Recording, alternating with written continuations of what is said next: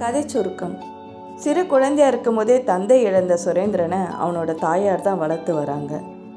அவங்க வீட்டில் ரொம்ப வருஷமாக வேலை செய்கிற தூரத்து உறவான சுகுணாவோட தாய் செல்லம்மா கிராமத்தில் இருக்க அவங்க வீட்டை கவனிச்சிட்டு வராங்க. உடம்பு சரியில்லாத செல்லம்மாவை பார்க்க போன சுரேந்திரனுக்கு சில உண்மைகள் தெரிய வருது. அது என்ன உண்மை, அதுக்கப்புறம் அவங்ககிட்ட ஏற்பட்ட மாற்றங்கள் என்ன, இதை விரிவாக பார்ப்போம். உண்மை மனித வாழ்க்கையின் அடிப்படை நெறி என்றே சொல்லலாம். உண்மை என்பது நேர்மையின் முதற்கட்டம். இது இல்லாமல் ஒரு நல்ல மனிதனாக இருக்க முடியாது. உண்மை ஒரு சூரியனை போன்றது, அதை கையால் மறைத்து விட முடியாது. பொய் பேசுவதை விட உண்மை பேசுவதற்கு தான் தைரியம் வேண்டும். சில சமயம் அது நம்மை காயப்படுத்தலாம், ஆனால் பொய் சில நாட்கள் மட்டுமே வாழும். உண்மை என்றுமே நம்மை காக்கும். கதை நூல்கள் சேனலுக்கு உங்களை வரவேற்கும் நான் உங்கள் லக்ஷ்மி. இப்போ நாம் கேட்க போகிறது லக்ஷ்மி அம்மா எழுதிய உண்மை ஊமை அல்ல குடும்ப நாவல். சமையலறையிலேருந்து பால் குக்கர் சத்தத்தை கேட்டு தூக்கத்தில் இருந்த சுரேந்திரன் திடுக்கிட்டு முழிச்சு எழுந்து உக்காந்தான். ஊதுபத்தி வாசனை வரவே தன்னோட அம்மா பார்வதி காலையிலேயே ஸ்நானத்தை முடிச்சுட்டு கடவுளை வழிபட தொடங்கிட்டான்றதை புரிஞ்சுக்கிட்டான். பூஜை வேலையில் கரடி போல் பிள்ளையை பற்றின ஞாபகம் வர ரூமுக்குள்ளே இருந்துக்கிட்டே அவன் சத்தமாக, ஏ ஊமச்சி, அந்த குக்கரை இறக்கி கீழே வை, சத்தம் தலையை பழக்குது, தம்பி தூங்குறது உனக்கு எங்கே ஞாபகத்துக்கு இருக்க போகுது சனியே. ஜன்னல் ஸ்க்ரீனை விளக்கிட்டு வெளியே பார்த்தப்போ பொழுது நல்லா விடிஞ்சிருந்தது. இன்றைக்கி 1/2 மணி நேரத்துக்கு முன்னாடியே ஆஃபீஸ்க்கு வரப்போகிறதா அவன் பரிமளாகிட்ட சொல்லியிருந்தான். இப்படி தன்னை மறந்து தூங்கியிருக்கானே. முதல் நாள் சாயந்தரம் பாம்பேலேருந்து வந்த முதலாளியோட தொழிற்சாலையை சுற்றி பார்த்து அவனோட கால் ஓஞ்சி போயிருந்தான். அதோட வீட்டுக்கு கொண்டு வந்த ஃபைலெல்லாம் பார்த்து முடிக்கிறதுக்குள்ளே ராத்திரி 1 மணிக்கு மேலே ஆயிடுச்சு. களைப்பு ஆச்சரியமாக அடித்து போட்டது போல் படுக்கையில் விழுந்தவன் நல்லா தூங்கி போயிருந்தான். கனகனன்னு மணி சத்தம் பூஜை ரூம்லேருந்து கேட்டது. அம்மா மணியை அசைச்சிக்கிட்டே ஏதோ மந்திரத்தை முணுமுணுக்கிற சத்தம் கேட்டது. பூஜை செய்கிறது அவளுடைய தினப்படி காரியம். சில நாள் பூஜை அறையிலேருந்து சீக்கிரமாக வெளியே வந்துடுவாள். சில நாள் ஒவ்வொரு தெய்வத்துக்கும் தனிப்பட்ட முறையில் பிரார்த்தனையை சொல்லி மெதுவாக தான் வெளியே வருவாள். வீட்டை கவனிச்சிக்கவும் சமைச்சு போடுறதுக்கும் பாத்திரங்களை கழுவி தொடச்சி வைக்கிறதுக்கும் நாள் முழுக்க மாடாக உடைக்கிறதுக்கு வாய் பேச முடியாத ஒரு வேலைக்காரி 24 மணி நேரமும் யாவலுக்கு காத்திருக்கும்போது அம்மாவோட காரியம் இஷ்டத்துக்கு இழுத்து செய்கிறது இயல்பு தானே. அவசரமாக எழுந்து பாத்ரூமுக்கு போனவன் பல் தேய்க்கும் போது தன்னோட முகத்தை வாஷ்பேஷன் மேலே இருந்த கண்ணாடியில் பார்த்தப்போ பரிமளா சொன்னது அவனுக்கு ஞாபகத்துக்கு வந்தது. உங்களோட கடை தெருவில் பார்த்தேனே, அவங்கள அவங்க அம்மா? ஏன் நாங்கள் 2 பேரும் அம்மாவும் மகனும் போல் உன் கண்ணுக்கு தெரியலையா? சிரித்தான் அவன். வயசு வித்தியாசத்தை பார்க்கும்போது அப்படி தான் இருந்தது. ஆனால் உங்களுக்கு உங்கள் அம்மா ஜாடை கொஞ்சமும் இல்லையே. என்ன அப்படி சொல்லிட்ட? சின்ன வயசில் என்னை மடி மேலே போட்டுக்கிட்டு தட்டி தூங்க வைக்கும்போது அம்மா என்ன சொல்லுவாங்க தெரியுமா? என்னை உரிச்சிக்கிட்டு வந்திருக்கிற என் செல்லக்குட்டி மகனே, தூங்குடா கண்ணு தூங்குன்னு கொஞ்சுவாங்க. சின்ன வயசில் அம்மாவை போல ஒரு சாயல் இருந்திருக்கலாம், ஆனால் இப்போ ரொம்ப வித்தியாசமாக இருக்கீங்க. என்னை நீ வேணும்னு கிண்டல் பண்ணுற இல்லையா? அவன் போலியான கோபத்தோடு அவளை முறைச்சான். உங்கள் அம்மா சின்ன வயசில் அழகாக இருந்திருப்பாங்க, பெரிய இடத்த சேர்ந்தவனும் புரியுது. இந்த வயசுலேயும் முகத்தில் என்ன கலை, நடையில் என்ன கம்பீரம், அதெல்லாம் என்கிட்ட கொஞ்சமாக இல்லைன்னு சொல்கிறியா? உங்கள் கம்பீர குரலும் மிடுக்கான நடையந்தான் ஆஃபீஸே அலற வைக்குது. அதை நான் சொல்லலை. சட்டுன்னு பார்த்தா உங்கள் 2 பேர்கிட்டையும் ஜாடையில் ஒத்துமையே இல்லை. உங்கள் அம்மாவுக்கு கொஞ்சம் நிமிர்ந்த மூக்கு, உங்களுக்கு கூரான மூக்கு. உங்கள் அம்மா தலைமுடி சுருட்டு இல்லாத வழவழப்பான நேர்முடி, உங்களுக்கு அலை போல் சுருட்ட முடி. இப்படி பல வித்தியாசம். பரவாயில்லையே, ஒரே பார்வையிலே ரொம்பவே எங்களை கூறு போட்டிருக்க. நீங்கள் உங்கள் அப்பாவை போல் சாயலில் இருப்பீங்கன்னு நினைக்கிறேன். எங்கள் அப்பாவை நானே பார்த்ததில்ல. நான் பிறந்த கொஞ்சம் மாதத்துலேயே அவர் மாரடைப்பில் இறந்துட்டார். துக்குரி பிள்ளைன்னு உங்கள் சொந்தக்காரங்களாம் உங்களை சொல்லலையா? அம்மாவுக்கு நான் ரொம்ப செல்லப்பில்லை. ஊரில் யாரும் என்னை பற்றி பேசுகிறதுக்கு அவங்க அனுமதிக்க மாட்டாங்க. கிராமம் வச்சவங்க சொந்த ஊர், அங்கே இருக்கவங்களுக்கெல்லாம் இதெல்லாம் நம்பிக்கை இருக்குமே. ஊரில் அப்பா தான் பெரிய தனக்காரு. வீடு வாசலும் பல ஏக்கர் நஞ்ச புஞ்ச பூமின்னு நல்லா வசதியாக வாழ்ந்தவர். அவசரத்துக்கு 500 1000ன்னு கடை வாங்க அப்பா கிட்ட தான் எல்லாரும் வருவாங்க. அப்பாவுக்கு அப்புறம் அம்மா கிட்ட வர வேண்டியிருந்தது. வம்பு பேசினா அம்மா வாயை கிழிச்சு போட்டுடுவாங்க. அப்பாடி, அம்மா ரொம்ப கோபக்காரி போல் இருக்கே. ஆனால் உங்களுக்கு அப்படி கோபம் வரும்னு எனக்கு தோணலை. எப்பயாவது வரும் அப்படின்னு சிரித்தான் அவன். அம்மாவை குணத்துலேயும் உருவத்துலேயும் நீங்கள் கொண்டு வரலன்னு நினைக்கிறேன். ஏன் அப்படி சொல்கிற? உங்கள் அப்பாவை தான் நீங்கள் ஜாடியிலையும் குணத்துலேயும் கொண்டு வந்தவராக இருப்பீங்க. கடை தெருவில் கவனித்தேன். உங்கள் அம்மா முகத்தில் ஒரு பரபரப்பு இருந்தது. எதையோ பற்றி கவலைப்படுற போல் கண்ணில் ஒரு ஏக்கம். ஆனால் உங்கள் முகத்தில் எப்பொழுதுமே சாந்தம் தவழ்ந்துட்டு இருக்கும். வேலை செய்கிற இடத்துல எவ்வளோ தொல்லை இருந்தாலும் நீங்கள் சிரிச்சுக்கிட்டே எரிஞ்சு விழாமல் ரொம்பவே சமாளிக்கிறீங்க. நீ பெரிய மன தத்துவ நிபுணர். அம்மாவையும் என்னையும் ஆய்வு செஞ்சு அலசி பார்க்குற. சுற்றி வளைச்சி நீ எதுக்காக இப்படி பேசுகிறேன்னு எனக்கு தெரியாதா? எதுக்கா? 6 மாதத்துக்கு மேலே ஆகுது நம்ம காதலிக்க தொடங்கி. இன்னமும் உங்களுக்கு அந்த நினைப்பு இல்லை. என்னை அழைச்சிட்டு போய் உங்கள் அம்மா எதிரில் நிறுத்தி இவ தான் உங்கள் வருங்கால மருமகன்னு சொல்லி துணிச்சலோடு அறிமுகப்படுத்த நெஞ்சில் தைரியம் இல்லை. இது தானே உன்னோட குற்றச்சாட்டு? எங்கள் வீட்டுக்கு நான் உங்களை அழைச்சிட்டு போய் என்னோடய அப்பா அம்மாவுக்கும் கூட பிறந்தவங்களுக்கு அறிமுகம் செஞ்சு வச்சேனே. வருங்கால கணவன் சொல்லி என்னை அறிமுகம் செஞ்சு வச்சேன். கல்யாண பேச்சு உங்கள் கிட்ட இருந்து தான் ஆரம்பமாகணும். அது வரைக்கும் நீங்கள் என் கூட வேலை செய்கிற ஆஃபீஸர், பழகிறதுக்கு இனிமையானவர். அவ்வளோதான் என்னால் அறிமுகம் செய்ய முடியும். உங்கள் அப்பா அம்மா 2 பேரும் என்னை பார்த்து புரிஞ்சிக்க முடியாத அளவுக்கு காதில் பூ சுற்றிட்டு இருந்தாங்களா? எங்கள் அம்மாவுக்கு புரிஞ்சிடுச்சு. ஆனாலும் என் வாயால் வரட்டோன்னு பொறுமையாக இருக்காங்க. அப்பா என்னை பார்த்து ஒரு மாதிரி சிரிச்சாரே, அதனோட அர்த்தம் உங்களுக்கு விளங்கலையா? என் வீட்டுக்கு ஒன்று அழைச்சிட்டு போனால் அம்மாவால் தான் அபிப்பிராயம் சொல்ல முடியும். எங்கள் அப்பா சவுத்தில் இருக்க படத்தில் சிரிச்சுக்கிட்டு இருப்பார். உங்கள் அப்பாவோட படத்தை பார்த்தா நீங்கள் உங்கள் அப்பா ஜாடியா இல்லையான்னு என்னால் கண்டுபிடிச்சி சொல்ல முடியும். உருவத்தில் நான் அவரை போல் இல்லாமல் இருந்தால் உங்கள் பாட்டன் அல்லது முப்பாட்டனை போல் இருக்கீங்களோ என்னவோ. ஒரு குழந்தையோட உருவ அமைப்பிலும் குணத்திலும் 47 தலைமுறையோட சாயலும் குணமும் தென்படலான்னு விஞ்ஞானம் சொல்லுது. இப்படி என் வாயை கலராதிங்க. எனக்கு வேலை இருக்குது. வர்ற ஞாயிற்றுக்கிழமை முடிஞ்சால் என்னை உங்கள் வீட்டுக்கு அழைச்சிட்டு போக முயற்சி செய்யுங்க. இப்போவே என்னை இப்படி ஆட்டி படைக்கிறிய. வலது காலை எடுத்து வச்சு எங்கள் வீட்டுக்குள்ளே வந்துட்டா நீ எவ்வளோ பாடுபடுத்துவ? வேலைக்கு போகிற பொண்ணுன்னா சரிநிகர் சமானமாக ஆண்களோட உழைக்கிறவா, படித்தவா, பாரதியோட அபிமானி. வீட்லேயும் சரி வெளியிலையும் சரி சரிநிகர் சமமாக நடத்தப்பட வேணும்னு உரிமை குரல் எழுப்ப அஞ்ச மாட்டேன். போதுமா சார்?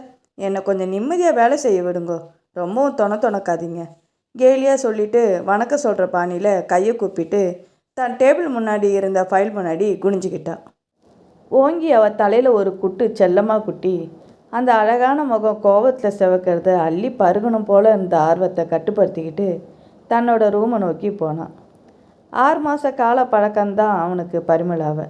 ஆனாலும் ரொம்ப வருஷம் பழகினது போல் ஹலோ குட் மார்னிங் சொல்கிறதுக்குள்ளேயே அவன் மனம் அவகிட்ட ஓடி ஒட்டிக்கிறத அவன் உணர்ந்தான். முதல்ல அவளை அவன் சந்தித்ததை நினைக்கும் போதெல்லாம் அவனுக்குள்ளே ஒரு சிரிப்பு எழுறது வழக்கம். அவன் வேலை பார்த்த அந்த நிறுவனத்துக்கு பல கிளைங்க நாட்டோட பல பாகத்தில் இருந்தது. பாம்பேயில் விற்பனை பகுதியில் சீனியர் ஆஃபீஸராக நியமிக்கப்பட்டிருந்த சுரேந்திரன் 1 வருஷத்துக்கு அப்புறம் சென்னைக்கு மாற்றப்பட்டிருந்தான். ப்ரொமோஷன், சம்பளம், ஆஃபீஸில் கொடுத்த வீடு, காருன்னு பல வசதி அவனுக்கு தரப்பட்டிருந்தது. கிராமத்து வீட்டை காலி செஞ்சுட்டு கிளம்பி மகனோடையே இருக்கணும்னு ஆசைப்பட்ட அம்மா பார்வதி. கணவரோட மரணத்துக்கு அப்புறம் அவள் இருந்த இடத்தெல்லாம் விற்று பேங்க்கில் பணமாக்கி சேர்த்து வச்சுருந்தா. இருந்த கொஞ்சம் பூமியும் பயிரிட்டு கவனிக்கிறதுக்கு தூரத்து சொந்தக்காரங்கிட்ட அதை ஒப்படைச்சிருந்தா. வீட்டை விற்கிறதுக்கு மனசு இல்லை. கிராமத்து வீடு அவ்வளோ விலைக்கு போகாது. அதுவும் ஒரு காரணம். வேலைக்காரியாக அடிமையாக வாய் திறக்காமல் இருக்கிற ஊமை பொண்ணு சுகுணாவோட அம்மா செல்லம்மா அவங்களுக்கு தூரத்து உறவு. சுரேந்திரனுக்கு நினைவு தெரிஞ்ச நாள்லேருந்து சுகுணாவும் செல்லம்மாலும் அவங்கள அண்டிக்கிட்டு இருந்தவங்க. மூட்டு வீக்கமும் ரத்த அழுத்தமும் வயசும் அதிகமானனால பட்டணத்து வாழ்க்கையே செல்லம்மா விரும்பலை. பார்வதி அம்மா, என்னை இங்கேயே விட்டுட்டு போங்க. தோட்டத்து செடி கொடியெல்லாம் பார்த்துக்கிட்டு நான் வீட்டை கவனிச்சிக்கிறேன். நெல்லும் உளுந்தும் நம்ம பூமியில் விளையிறதில்ல எனக்கு கொஞ்சம் தந்துடுவார் உங்கள் பங்காளி. மாதம் கை செலவுக்கு மட்டும் ஏதாவது நீங்கள் அனுப்பி வச்சா போதும். என் கட்டை கீழே விடுற மட்டும் வீட்டை நான் காவல் காத்துட்டு இருப்பேன் அப்படின்னு கெஞ்சினான். கடல் போல் இருக்க வீடை அப்படியே விடுறதுக்கு மனசு வரல அம்மாவுக்கு. செல்லம்மாவோட வார்த்தையில் ஆறுதல் அடைஞ்சா. உங்கள் மக பட்டணத்தில் எனக்கு துணையாக இருக்கட்டும், வீட்டு வேலைங்களில் கொஞ்சம் கை கொடுக்கட்டும். அதுக்கு பதிலாக உங்களுக்கு காலம் முழுக்க இந்த வீட்டில் நீங்கள் தங்கிக்கங்க. செலவுக்கு ஏதாவது நான் அனுப்பிடுறேன் அப்படின்னு ஒத்துக்கிட்டா. வருஷத்தோட கடைசியில் 10 நாள் லீவு எடுத்துக்கிட்டு காரில் அம்மாவோடையும் சுகுணாவோடையும் அவன் கிராமத்துக்கு போய் தங்கிட்டு வருவான். கிழவி செல்லம்மா கிட்ட மகன் பேசிக்கிட்டு நிற்கிறத பார்த்தா கூட பார்வதிக்கு பிடிக்காது. கண் பார்வை மங்கி கால் தடுமாற திண்டாடிக்கிட்டு இருக்கிற அதோட உனக்கு என்ன பேச்சு வேண்டியிருக்கு? கொஞ்சம் காலார நடந்து போய் காவேரியாவது பார்த்துட்டு வா. மெட்ராஸில் தான் நம்ம எப்போவும் அந்த கொலையை கட்டிக்கிட்டு மாரடிக்கிறோமே. அம்மா ரொம்பவே பொசசிவான உமன். தான் மகனை தாங்கிட்டேருந்து யாராவது அபகரிச்சிட்டு போயிடுவாங்களோன்னு பயப்படுறவா. ஒரு வருஷம் அவன் பாம்பேயில் தங்கியிருந்தப்போ கிராமத்துக்கு பக்கத்தில் இருந்த டவுனுக்கு போய் வாரத்துக்கு 2 தடவை அவனோட ஆஃபீஸ்க்கு ட்ரங்கால் போட்டு பேசிடுவா. என்ன ஆஃபீஸ் வேலை வேண்டியிருக்கு? அப்பா போல் விவசாயம் செஞ்சுட்டு இருந்திருக்கலாம். மற்றவனுக்கு கை கட்டி சேவகம் செய்ய வேண்டியதில்லை, கேட்டால் தானே அப்படின்னு கத்துவா. சென்னைக்கு அவன் ட்ரான்ஸ்ஃபர் ஆகி வந்த உடனே அவள் உடனடியாக பெட்டி படிக்க சகிதமாக கிளம்பிட்டா. இனி ஒரு நிமிஷம் கூட உன்னை விட்டு நான் பிரிஞ்சு இருக்கிறதா உத்தேசம் இல்லை சுரேன். எனக்கு வயசாயிட்டு வருது. உன் கைக்கூலி வாங்கிட்டு போகணும்னு ஆசை அப்படின்னு அழுதா. சுரேந்திரனுக்கு அம்மா மேலே கொல்ல ஆசை. அவனுக்கு நினைவு தெரிஞ்ச நாள்லேருந்து காதில் வைரக்கம்மல் மின்னு, கழுத்தில் பட்டையாக தங்கச்சங்கிலி போட்டுக்கிட்டு, கருகருன்னு இருக்கிற கூந்தலை முடிச்சுக்கிட்டு, வெள்ளை புடவை கட்டிக்கிட்டு நெத்தியில் விபூதியோடு இருக்கிற அம்மாவை தான் அவனுக்கு தெரியும். அவசரமாக குளிச்சுட்டு ஆஃபீஸ்க்கு கிளம்புறதுக்காக சாப்பாட்டு ரூமுக்கு வந்தான். பார்வதி சுகுணாவை ஏவிக்கிட்டு இருந்தா. நாள் முழுக்க கத்தியே என் தொண்டை காஞ்சி போகுது. சனியை பேச வாய் தான் இல்லைன்னா காதுமா செவிடாக இருக்கணும். இவளோட ஜாடை காட்டி நாள் முழுக்க நான் பரதநாட்டியம் ஆட வேண்டியிருக்கு. கத்திக்கிட்டு தண்ணியை கொண்டு வந்து வச்சா. ஏம்மா இப்படி கத்தி உடம்புக்கு எடுத்துக்கிறீங்க? ஊமையாக பிறந்தது சுகுணாவோட தப்பா? அவங்களுக்கு நம்மளை தவிர யார் ஆதரவு? பாவம், சும்மா இங்கே தங்கிட்டு இருக்காங்க. பட்டணத்தில் இப்படி நன்றி விசுவாசத்தோடு நாள் முழுக்க உழைக்கிறதுக்கு உங்களுக்கு சட்டுன்னு வேலையாள் யாரும் கிடைக்க மாட்டாங்க. கம்முன்னு இருங்கோ. அதட்டெல்லாம் சொல்லிவிட்டு அவன் டைனிங் டேபிளில் உக்காந்தான். சமையலறை கதவு ஓரமாக நின்றுக்கிட்டு இருந்த சுகுணா அவனை பார்த்த உடனே கண்ணு பளபளக்க பரபரப்போட இட்லியும் சட்னி இருந்த கிண்ணத்தையும் தூக்கிட்டு ஓடி வந்தான். சூடாக இருந்த இட்லியை பரிமாறி தட்டோட ஓரத்தில் சட்னி அள்ளி வச்சுட்டு காப்பியை கலெக்ட் வர உள்ளே ஓடுனான். பேச முடியாதுன்ற குறையை தவிர அவளோட வேலையில் அவள் சளைச்சவளே இல்லை. வாய் திறந்து அவன் எதுவும் கேட்கறதுக்கு முன்னாடியே குறிப்பறிஞ்சு ஓடி வந்து உதவி செய்கிறதுல சாமர்த்தியக்காரி. பட்டணத்துக்கு வந்ததுக்கப்புறம் ஏனோ அவகிட்ட ஒரு மாறுதல். முன்னை விட உடம்பு இழைச்சி முடி கொஞ்சம் நிற வந்திருந்தது. கண்ணை சுற்றியும் வாயோட ஓரத்துலேயும் லேசாக சுருக்கமும் இருந்தது. எதிர்பக்கம் உக்காந்துக்கிட்டு நெய்யை கரண்டியால் இட்லி மேலே ஊற்றி உபசரிச்சிட்டு இருந்தா பார்வதி. காப்பி டம்ளரை கொண்டு வந்து வச்ச சுகுணாவை சுட்டு எரிக்கிற மாதிரி பார்த்தா. திருன்னு முழிச்சிட்டு இங்கே நின்னா தம்பிக்கு வயிறு வலி வந்துடும் அப்படின்னு சீர்னான். பறக்க பறக்க முழிச்சபடி கொஞ்ச நேரம் நின்ன சுகுணா பார்வதியோட உதட்ட அசைப்பை புரிஞ்சுக்கிட்டு உள்ளே மறைஞ்சு போனான். அம்மா, தினமும் பூஜெல்லாம் செஞ்சுட்டு காப்பி டிஃபன் சாப்பிட வரீங்க. அதை கொண்டு வந்து பரிமாறுற அந்த வாயில்லாத சுகுணா அம்மாவை ஏன் இப்படி திட்டிக்கிட்டே இருக்கீங்க? கேட்டுக்கிட்டே அவன் இட்லியை பிட்டு சாப்பிட தொடங்கினான். பீடை எந்த நேரத்தில் நம்ம வீட்டில் காலை வச்சதோ அந்த நாள்லேருந்து எனக்கு சனி தசை ஆரம்பமாயிடுச்சு. வந்த கொஞ்ச நாள்லேயே உங்கள் அப்பா போயிட்டாரு. நான் பிறந்த உடனே அப்பாவை விழுங்கிட்டேன்னு என்னல்லவா நீங்கள் கோச்சிக்கணும்? நீயும் இல்லைன்னா அந்த இழப்பை நான் எப்படி சகிச்சுப்பேன்? அம்மா, சும்மா என் காது பட அவங்கள நீங்கள் கோச்சிக்கிறது எனக்கு பிடிக்கல. மனசுக்கு கஷ்டமாக இருக்குது. ஒரு வாயில்லாத ஜீவனை போல் அவங்க மனசில் இருக்கிறத சொல்ல முடியாமல் திண்டாடுறது எனக்கு புரியுது. சரி, காலையில் சுகுணாவோட புராணம் எதுக்கு? தட்டில் இருக்கிறத பார்த்து சாப்பிடு. அம்மா, சுகுணா அம்மாவோட வலது கை மேலே அந்த காய வடி எப்படிம்மா வந்துச்சு? ஒரு வாட்டி நீங்கள் என்னவோ சொன்னீங்க, நான் மறந்துட்டேன். இன்றைக்கி பரிமாறினப்போ கையை பார்த்தேன். மனசுக்கு ரொம்ப வேதனையாக இருந்தது. பட்டையாக 2 பெரிய வடு, தங்கம் போல் சிவப்பு கை மேலே கருப்பாக அந்த வடுவை பார்க்குறச்சே. இன்றைக்கி உனக்கு என்ன வந்துடுச்சு? சுகுணாவை பற்றி பேச்சு எதுக்கு இப்போது? அவள் சின்ன வயசில் ரொம்ப கை நீட்டக்காரியாக இருந்தா. நம்ப முடியலம்மா. நம்ம வீட்டில் ஒரு நயா பைசாவை கூட அவங்க தொட்டதில்லை. சூடு பட்ட பிறகு வந்த புத்தி அது. நம்ம வீட்டுக்கு வந்த விருந்தாளியம்மா உங்கள் அப்பாவோட உறவுக்காரி. திருநெல்வேலியிலேருந்து வந்திருந்தா. ரொம்ப பணக்காரி. பிடியாக தங்கச்சங்கிலியும் வைர நெக்லஸுமா மின்னிட்டு இருந்தா. ஏழை தாய், வாயில்லாத ஊமை பொண்ணுன்னு 2 பேரையும் இறக்கப்பட்டு வீட்டோட வேலைக்கு வச்சுட்டு இருந்தேன். அப்போ இந்த ஊமை சின்ன பண்ணினா தெரியுமா?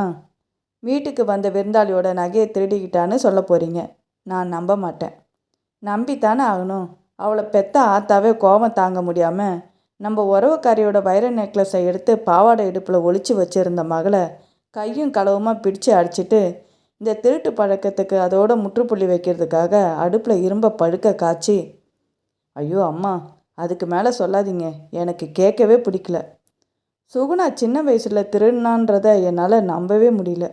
அப்படியே திருடி இருந்தாலும் அவங்களுக்கு கொடுத்த தண்டனை ரொம்ப கொடூரமானது அம்மா. நானா சூடு போட்டேன், அவள் அம்மா செல்லம்மா போட்டா. வேகமாக சாப்பிட்டு முடிச்சுட்டு அவன் எழுந்தான்.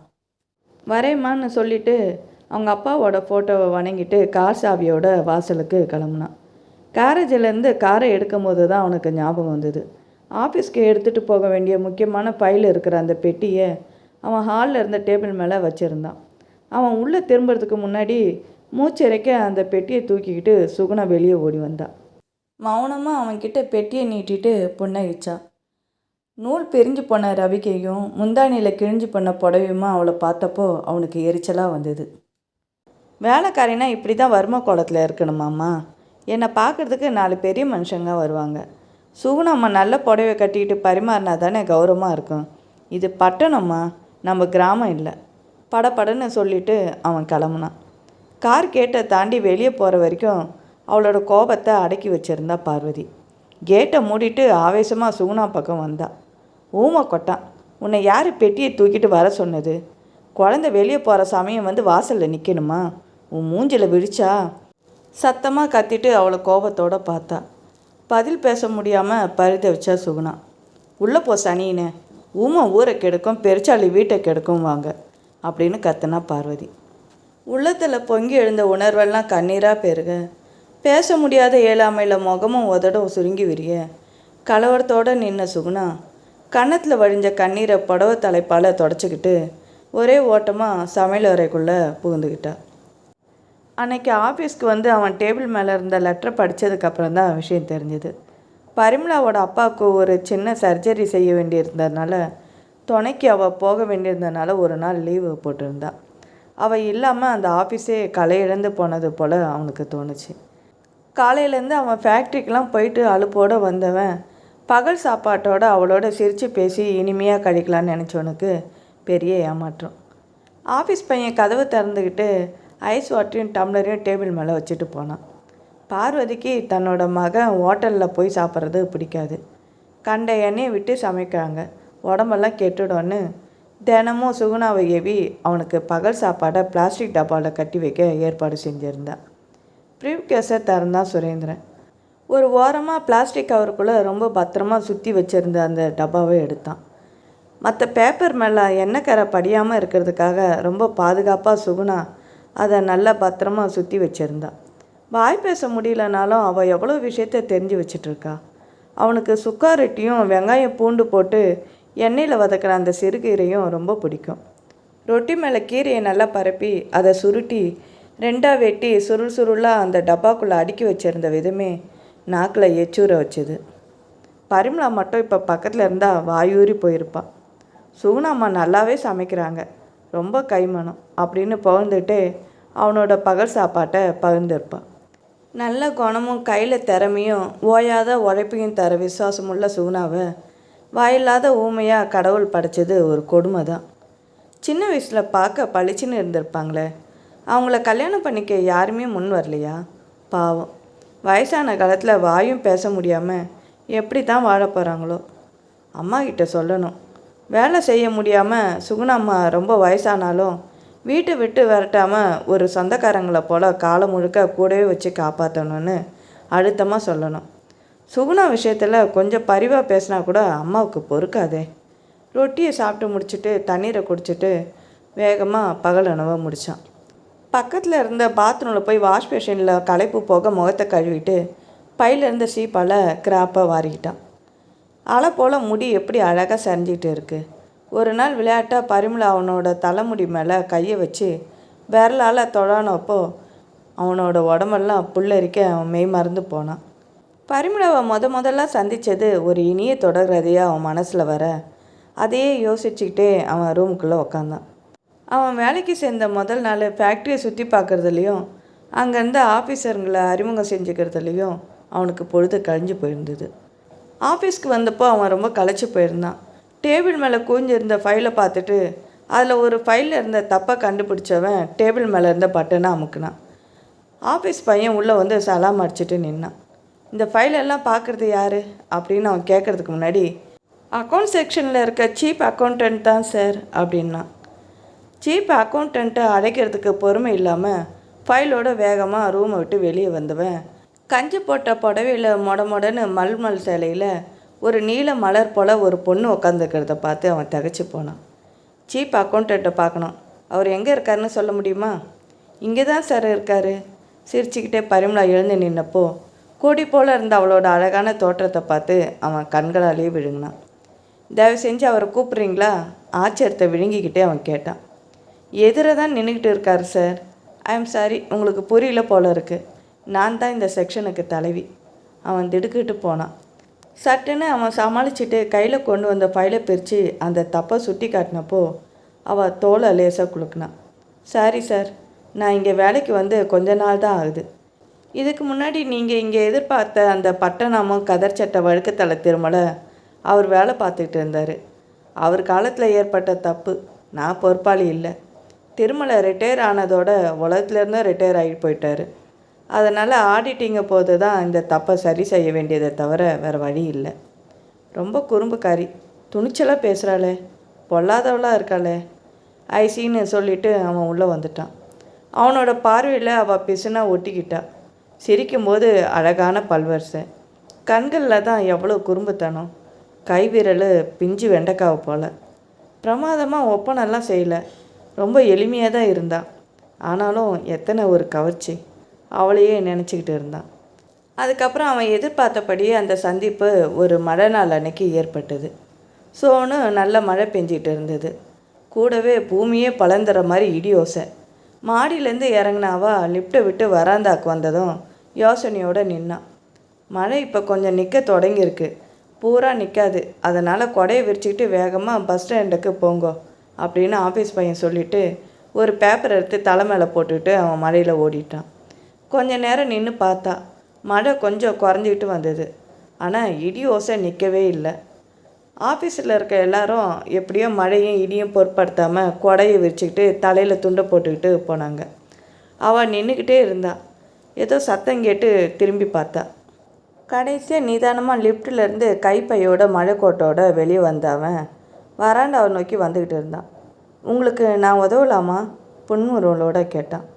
படபடன்னு ஒரு இடியில் கட்டிடமே அதிர்ந்து போகிற மாதிரி அவள் சட்டுன்னு சோத்தை பிடிச்சிக்கிட்டான். இடினா உங்களுக்கு பயமா? அவன் சிரித்தப்போ பரிமளாவோட முகம் செவந்து போச்சு. கண்ணெல்லாம் கோவத்தில் மின்னுச்சு. எங்கள் அம்மாவுக்கு கூட ரொம்ப பயம். இடி தொடங்கின உடனே அம்மா ஒரு போர் வேலை தலையை மூடிக்கிட்டு படுக்கையில் போய் படுத்துடுவாங்க. வானத்துக்கு கீழே இருந்துக்கிட்டு இடிக்கு பயப்படலாமான்னு நான் அவங்கள கேலி பண்ணுவேன். ஆனாலும் அவங்க பயம் போகலை.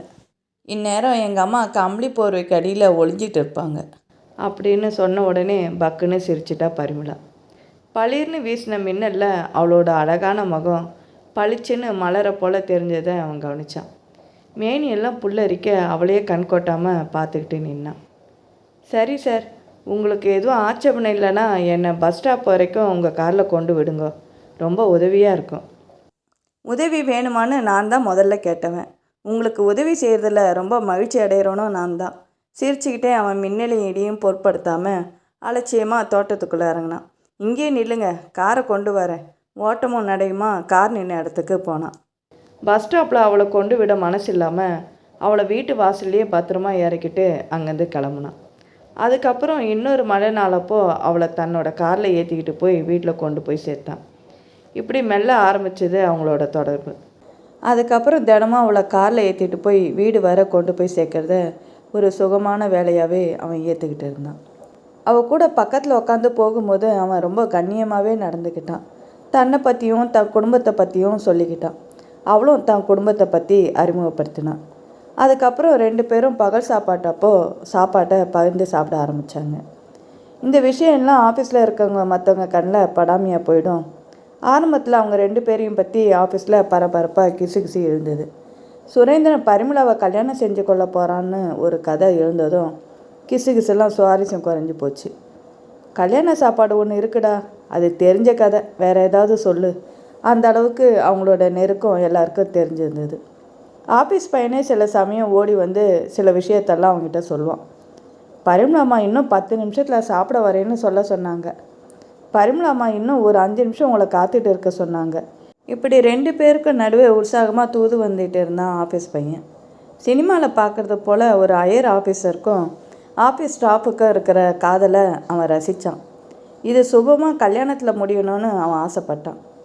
பையன் ரொம்ப படுசுட்டி. ஒரு நாள் ரொம்ப துணிச்சலோடு கேட்டான். ப்ரீஃப் கேஸை தூக்கிட்டு பின்னாடி ஓடி வந்தவன், எப்போ சார் எங்களுக்கெல்லாம் விருந்து சாப்பாடு? பரிமளா அம்மா ரொம்ப நல்லவங்க சார். தான் உண்டு தான் வேலை உண்டுன்னு இருப்பாங்க சார். அவளோட புகழை பாடிட்டு பள்ளி தெரிய அவன் சிரித்தப்போ அவன் கையில் ₹1 நாணயத்தை எடுத்து திணிச்சிட்டு அங்கேருந்து கிளம்புனான். இப்படி ஆஃபீஸே தெரிஞ்சிருக்கிற அந்த விஷயம் அம்மாவோட காதில் இன்னும் விழாமல் இருந்தது அதிசயம்தான். அம்மா ரொம்ப படித்தவில்லை.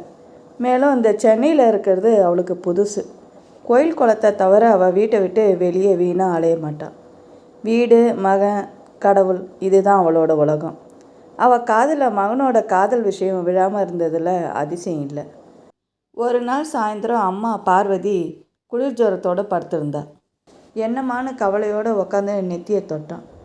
உடம்பு நெருப்பாக தகிச்சது. உடனே கம்பெனி டாக்டரை வரவழைச்சான். 2 நாளில் அவள் குணமாகி எழுந்து உக்காந்துட்டா. அவளை பார்க்க வந்த டாக்டர் வேடிக்கையாக தான் சொன்னார். பிள்ளை பெரிய வேலையில் இருக்கார். நல்ல பக்குவமான வயசு, வசதியான குடும்பம். இவ்வளோ இருந்தும் இன்னும் ஒரு மருமகளை தேடிக்காமல் இருக்கீங்களே. அன்னிலேருந்து அம்மா பார்வதி ஆரம்பிச்சிட்டான். சாப்பாட்டுக்கு அப்புறம் அவனோட ரூமில் வந்து பெரம்பு நாற்காலியில் உக்காந்துப்பா. நானும் தினமும் சொல்லிகிட்டு இருக்கேன், நீ என்னவோ காதலியே போட்டுக்க மாட்டேங்கிறியே. என் ஒன்று விட்ட அண்ணா பொண்ணு வனஜா BA படிச்சிருக்கு. பார்க்க லட்சணமாக இருப்பா. நான் சொல்கிறபடி ஒரு கடிதாசி எழுது அப்படின்னு வற்புறுத்துவாள். அம்மா, இந்த வருஷம் தானே இங்கே வந்து வேலையை ஏற்றுக்கிட்டு இருக்கேன்.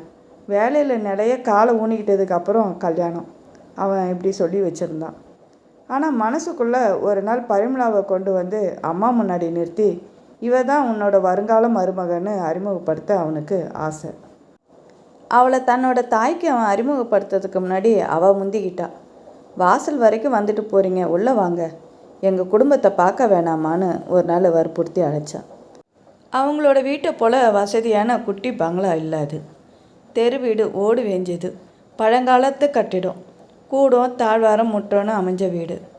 கூடத்து ஊஞ்சலில் அவளோட அப்பா உட்காந்துருந்தார். ஒல்லியான தேகம், தலைமுடி நரைச்சி வயதோடு தள்ளாமல் அவர் முகத்தில் தெரிஞ்சது. உள்ளே வந்து எட்டி பார்த்தா அவளோட அம்மா. பின்பக்கம் இருந்து ஒரு வாண்டு பையன் ஓடி வந்து அவளோட அவனை பார்த்துட்டு பின்வாங்கினான். பாவடை தாவணியில் தெரிஞ்ச அவளோட தங்க. அம்மா கொடுத்த காப்பியை கொண்டு வந்து ஊஞ்சல் ஓரத்தில் வச்சுட்டு சிரிச்சுக்கிட்டே உள்ளே ஓடிட்டான். அப்பா, இவர் எங்கள் ஆஃபீஸ் மேனேஜர், பழகிறதுக்கு ரொம்ப இனிமையானவர். சென்னை இவருக்கு ரொம்ப புதுசு அப்படின்னு அறிமுகம் செஞ்சு வச்சா. மகளோட செவந்த முகத்தையும் முகத்தில் தெரிஞ்ச களிப்பையும் ஏற இறங்க பார்த்தாரு. காப்பியை குடிச்சிக்கிட்டே ஹாலில் உட்காந்து 2 பேரும் பேசினாங்க. பேச பேச அவளோட அப்பா கேட்ட பல கேள்விக்கு அவன் பதில் சொல்ல போக உறவு நெருக்கமானது. கேட்டியா, சுற்றி வளைச்சி பார்த்தா இந்த தம்பி நமக்கு ஒரு வகையில் தூரத்து சொந்தம். சிரிச்சுக்கிட்டே அவங்க அப்பா சந்தோஷத்தோடு சொன்னார். அப்பாடி, ஜாதி பிரச்சனை குறுக்கிடாமல் தப்பிச்சோம். 2 பேரோட மூதாதையரும் ஒரே மாவட்டத்தை சேர்ந்தவங்கன்ற உறவு வேற. அவனுக்கு சந்தோஷம் பிடிப்படலை. என்னென்னவோ முட்டுக்கட்டையை எதிர்பார்த்து வந்தவனுக்கு பரிமளா வீட்டில் பலத்த வரவேற்பு கிடச்சிது. இன்னமும் அவன்தான் அவளை தன்னோட தாய்க்கு அறிமுகம் செஞ்சு வைக்கல. தாய் சரின்னு தலையாட்டணும், அவ்வளோதான். அதுக்கு மேலே அவனால் காத்திருக்க முடியாது. பரிமளாவோட கழுத்தில் 3 முடிச்சு போட்டு அவளை ஊரறிய தான் காரில் பக்கத்தில் மனைவியாக உட்கார வச்சுக்கிட்டு பவனி வரணும்னு அவனுக்கு ஆத்திரம். இனியும் தாமதிக்கக்கூடாது. இந்த வாரம் ஒரு நாள் பரிமளாவை அவன் வீட்டுக்கு கூட்டிகிட்டு போகணும். கட்டாயம் அவளை அறிமுகப்படுத்தணும். வீடு திருமணப்போ அம்மா அவங்கிட்ட ஊர்லேருந்து வந்த ஒரு லெட்டர் கொடுத்தா. பிரித்து படிச்சுப்பார். எழுத்து கூட்டி படிக்கிறதுக்குள்ளே பிராணனே போயிடுது. இந்த வெள்ளை எழுத்து கண்ணாடியை வேற மாற்றணும். கொஞ்சம் நெஞ்சம் படிக்க தெரியறதும் கண்ணாடி பவர் குறைவதுனால ரொம்ப சங்கடமாக இருக்குது அப்படின்னு முணுமுணுத்தான். லெட்டரை பிரித்து படித்தான். ஊரில் அவங்களோட கிராமத்து வீட்டை பார்த்துக்கிட்டு இருந்த செல்லம்மா கிட்ட இருந்து வந்த லெட்ரு. பக்கத்து வீட்டு பையன் அவள் சொன்னபடி எழுதின சுருக்கமான லெட்டர். அம்மா அவர்கள் பாத கமலத்துக்கு வணக்கம்.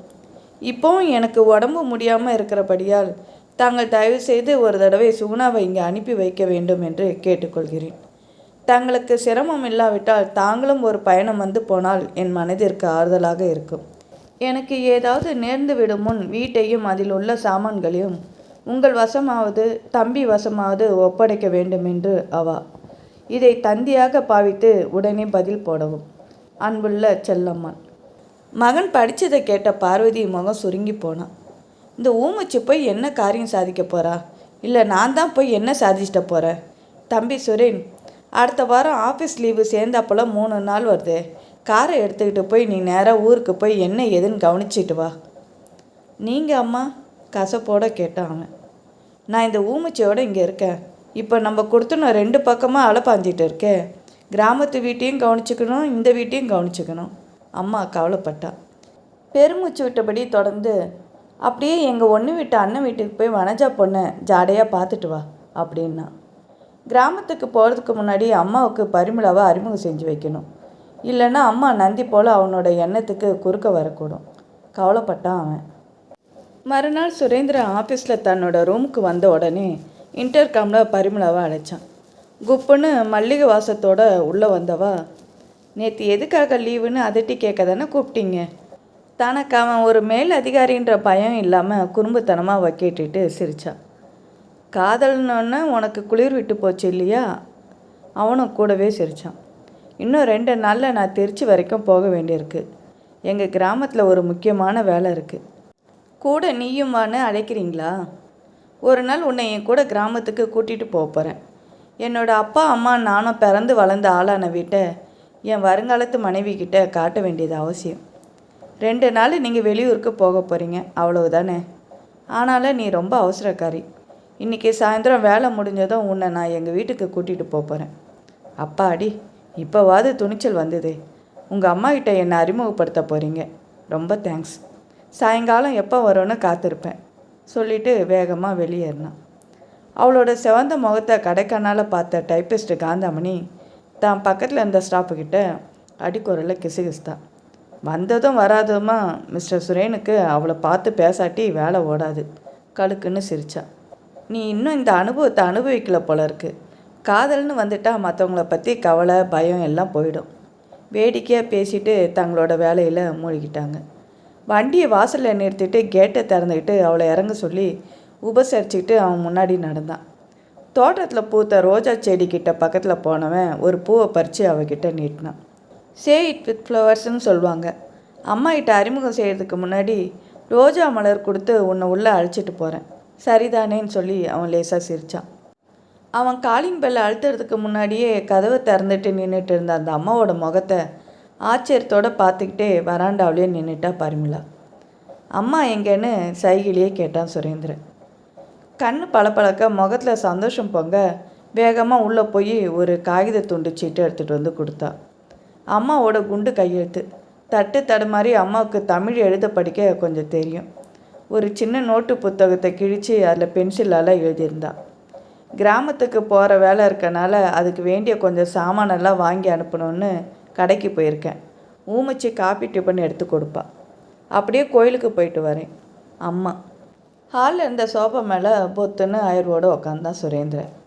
எது எப்போ நடக்கணுமோ அப்போ தான் நடக்குன்றதுக்கு இதுவே உதாரணம். உட்காருன்னு உபசரித்தபடி அம்மா எழுதின சீட்டை அவகிட்ட நீட்டினான். உதட்ட கூச்சிக்கிட்டு மெதுவாக சிரிச்சா பரிமளா. பரவாயில்ல, அவங்க கடை தெருவுலேருந்து வர்ற வரைக்கும் நான் காத்திருந்து பார்க்குறேன். ஆமாம் இவங்க அப்படின்னு தான் எதிர பவியமாக நின்றுட்டு இருந்த சுகுணாவை சுட்டி காமிச்சான்.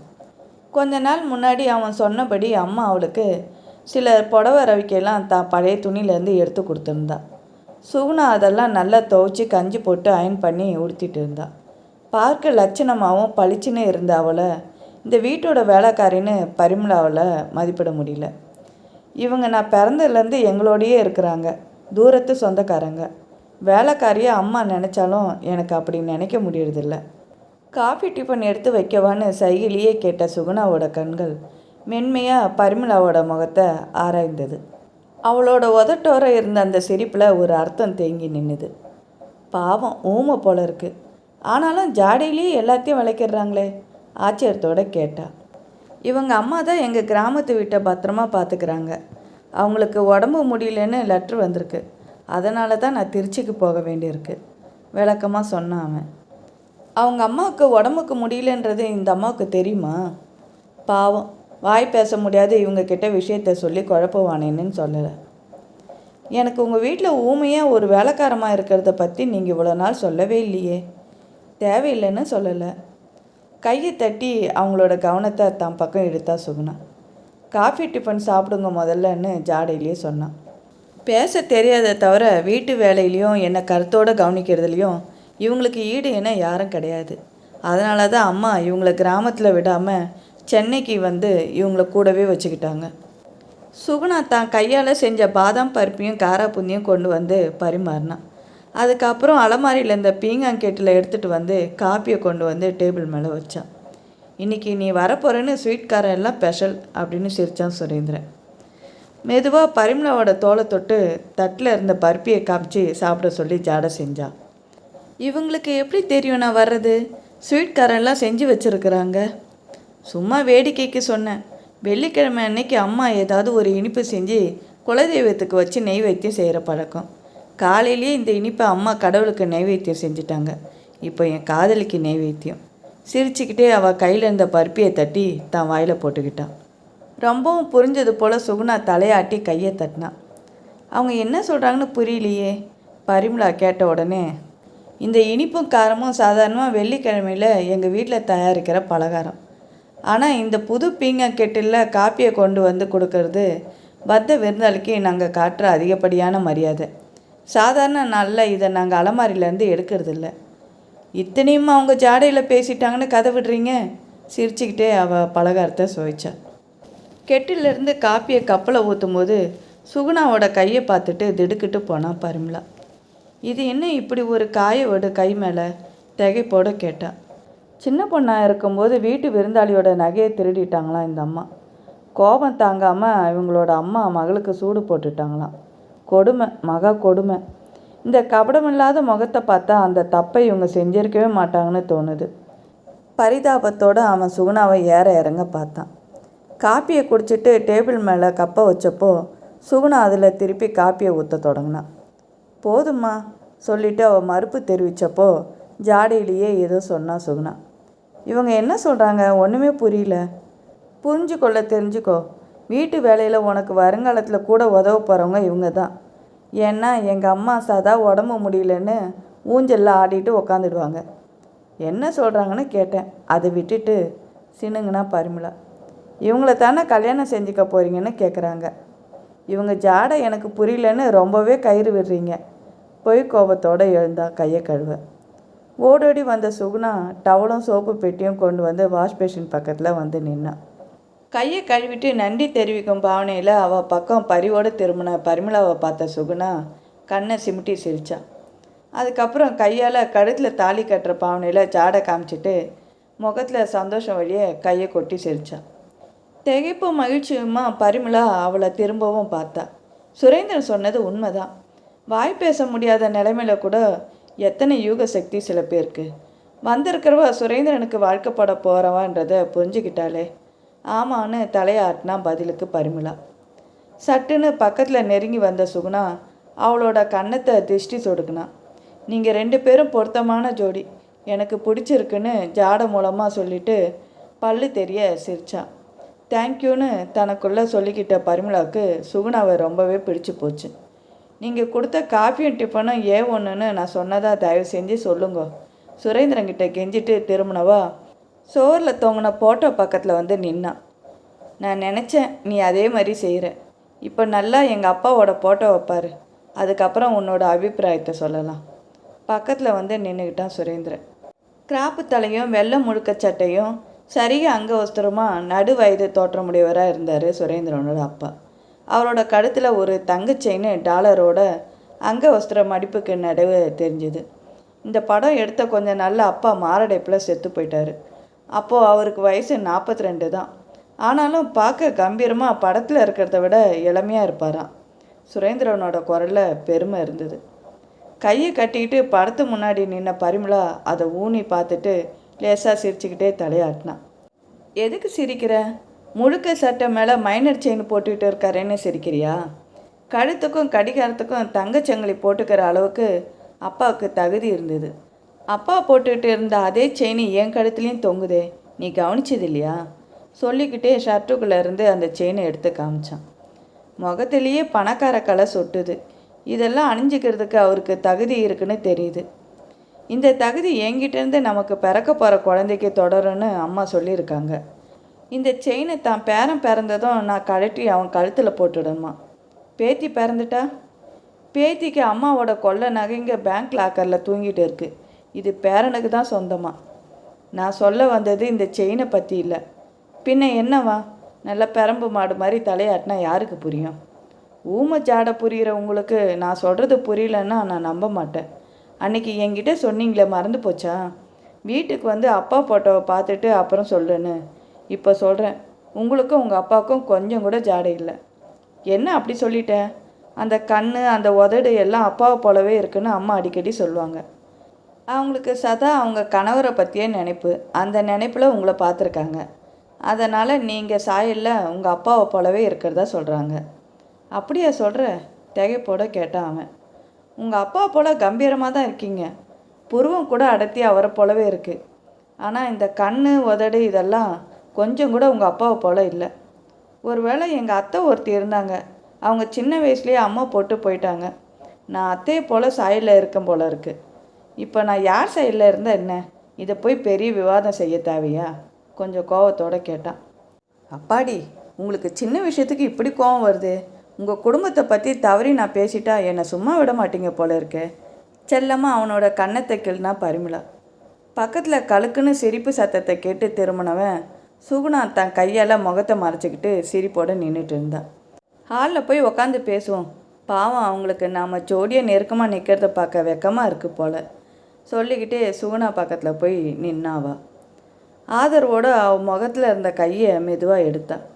அந்த வடுக்கில் இருந்த அந்த கை மேலே தன்னோட விரலால் தொட்டான். பாவம், அப்போ ரொம்ப வலிச்சிருக்கேன் இல்லையா? உங்கள் அம்மா ரொம்பவே உங்களை தண்டிச்சிட்டாங்க. வார்த்தையாலேயும் ஜாடையாலேயும் தன்னோட அனுதாபத்தை தெரிவிக்க முயற்சி செஞ்சான். மெதுவாக தன்னோட கையை அவளோட பிடியிலேருந்து விடுவிச்சுக்கிட்ட சுகுணா அந்த கையை தானே கொஞ்ச நேரம் பார்த்துட்டு தலையை குனிஞ்சிக்கிட்டான். ஐ எம் வெரி சாரிம்மா, ரொம்ப வலிச்சிருக்கோம். இதை பற்றி மறந்துடுங்க. முணுமுணுத்துக்கிட்டே அவளோட முகவாயை நிமித்தினவா திடுக்கிட்டு போனான். கண்ணில் போகின கண்ணீர் கன்னத்தில் தாரையாக வழியிறத கண்டு அவளுக்கு பரிதாபமாக இருந்தது. அழாதீங்கம்மா, எவ்வளோ நாளுக்கு முன்னாடி நடந்தது. அழுது என்ன பிரயோஜனம்? வடுக்கில் மாற்ற முடியாதே. படபடன்னு பேசினவா அவள் அதை புரிஞ்சுக்க முடியாதேன்ற பரிதாப உணர்வில் தான் முந்தானியால் அவளோட கண்ணீரை மெதுவாக தொடச்சி விட்டான். சுரேந்திரன் பக்கம் திரும்பி பார்த்த சுகுணா பயத்தோடு உள்ளே ஓடி மறைஞ்சிட்டான். ஹாலில் 2 பேரும் உக்காந்துட்டு இருந்தாங்க. சாயந்தர நேரம் வெயில் மறைஞ்சி இருட்டு தொடங்கிடுச்சு. சுகுணா உள்ளே இருந்து வந்து வராண்டா விளக்க போட்டா. பூஜை ரூமில் இருந்த குத்து விளக்கை ஏற்றிட்டு ஊதுவத்தியை புகைய விட்டா. அம்மா மறந்துட்டா கூட சுகுணா அம்மா வெள்ளிக்கிழமையில் ஊதுவத்தியை ஏற்றாமல் இருக்க மாட்டாங்க. அப்படி ஒரு பழக்கம். இன்னொரு வேடிக்கை என்ன தெரியுமா? பூஜை ரூம் வத்தியில் ஒன்று எடுத்துகிட்டு வந்து அப்பா படத்துக்கிட்ட சொருகி வைப்பாங்க. எங்கள் அப்பாவுக்கு குறிப்பிட்ட வத்தியோட மனம் ரொம்ப பிடிக்குமா. அதோடு அவர் மறைஞ்சு போனது ஒரு வெள்ளிக்கிழமை சாயந்தர நேரத்துலையாம். இந்த விவரத்தை எல்லாம் சுகுணாம்மா தெரிஞ்சு வச்சுக்கிட்டு அம்மா சொல்லாட்டி கூட செஞ்சு முடிச்சிடுவாங்க. சுருங்க சொல்லப்போனால் சுகுணாம்மா எங்கள் அம்மாவுக்கு வலது கை போல். கொஞ்சம் பேச தெரிஞ்சிருந்தால் இன்னும் ரொம்ப உதவியாக இருந்திருப்பாங்க. அனுதாபப்பட்டா பரிமளா. சாயந்தர நேரம் இருட்டிகிட்டே வந்தது. கடைக்கு போன அம்மாவை இன்னும் காணோம். I am very sorry Parimala, அம்மா கோயிலை சுற்றிக்கிட்டு இருக்காங்க போல இருக்குது. அதனால் என்ன? இன்னொரு நாள் அம்மாவுக்கு முன்னாடியே அறிவிச்சிட்டு நீங்கள் என்னை அழைச்சிட்டு வாங்க. ஒரு வகையில் அவங்க நான் சந்திக்காததான் நல்லது. இன்றைக்கி உங்கள் அப்பாவோட இறந்த தினம்னு சொல்கிறீங்க. அவங்க அதை ஒரு அபசகுணமாக நினச்சாங்கன்னா நமக்கு தானே கஷ்டம். நீ சொல்கிறதுலேயும் ஒரு அர்த்தம் இருக்குது. தயவு செஞ்சு கிளம்புங்க, எங்கள் வீட்டில் கவலைப்படுவாங்க. துள்ளிக்கிட்டு எழுந்தா பரிமளா. நான் வரட்டுமா? ரொம்ப நன்றி, டிஃபன் நல்லா இருந்தது சொல்லிவிட்டு பையை திறந்து 5 ரூபா நோட்டு எடுத்து அவகிட்ட நீட்டினான். கத்தியபடியே கையால் மறுப்பு தெரிவிச்சுட்டு சுகுணா உள்ளே ஓடிட்டான். அவங்க யார்கிட்டையும் எதுவும் வாங்கிக்க மாட்டாங்க. நான் மாதம் அவங்க கை செலவுக்குன்னு ஏதாவது கொடுத்தா சந்தோஷத்தோடு வாங்கிப்பாங்க. எனக்கு மட்டும்தான் அந்த சலுகை சொல்லிக்கிட்டே கார் சாவியை சொல்லிக்கிட்டு அவன் படிக்கட்டில் இறங்கி தோட்டத்தை தாண்டி வெளியே வந்தான். அவங்க கிளம்புறத கவனித்த சுகுணா ஓடி வந்து கையை அசைச்சு அவங்களுக்கு டாட்டா சொல்லிவிட்டு கதவை சாத்திக்கிட்டான். காரில் ரொம்ப நேரம் மௌனமாக உக்காந்துருந்தா பரிமளா. வீட்டை நெருங்கும்போது சட்டுன்னு அவன் பக்கம் திரும்பினான். என்னமோ என் மனசை கொஞ்ச நேரம் ஒரு விஷயம் அலட்டிக்கிட்டு இருந்தது. அது என்னன்னு நானே மனசை சலித்து பார்த்துக்கிட்டு இருந்தேன். சலிச்சு கொட்டினதில் ஏதாவது தட்டுப்பட்டுதா? சொன்னால் உங்களுக்கு ஒரு வேளை கோபம் வந்தாலும் வரலாம். சுகுணா அம்மாவோட கண்ணில் தெரிகிற அந்த சோக பார்வையே சில சமயம் நான் உங்களோட கண்ணில் பார்த்துருக்கேன்.